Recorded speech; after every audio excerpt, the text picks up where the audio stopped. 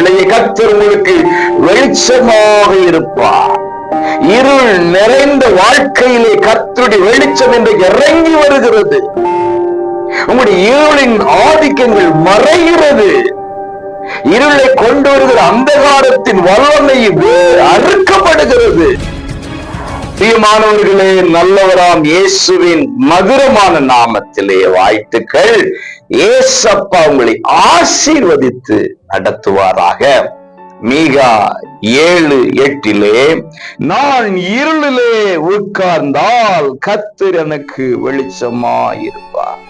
பிரியமானவர்களே, வாழ்க்கை முழுவதும் இருள் சூழ்ந்திருக்கிறதோ, எதிர்காலமே பெரிய ஒரு கேள்விக்குறியா இருக்குதுன்னு எண்ணுகிறீர்களோ, எங்க போறதுன்னு தெரியல, எதை தொடங்குறதுன்னு தெரியல, எப்படி தொடங்குறதுன்னு தெரியல, ஒரு பிரகாசமான எதிர்காலமே இல்லாதவோ இருக்கிறது, எங்கும் இருள், எதிலும் இருள் என்று சொல்லி பயந்த நிலைமையில், பதறின நிலைமையில் இந்த சத்தத்தை நீங்கள் கேட்டுக்கொண்டிருக்கலாம்.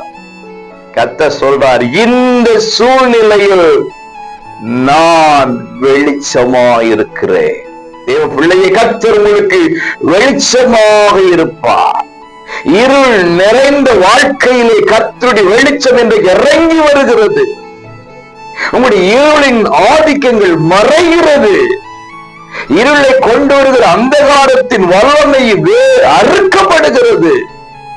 நீதியின் சூரியன் உதிக்கிறது. உங்கள் கண்கள் வெளிச்சத்தை பார்க்க போகிறது. எதிர்காலத்தின் கேள்விகள் மறைகிறது. கர்த்தர் சொல்றார், நான் வெளிச்சமாக இருக்கிறேன்.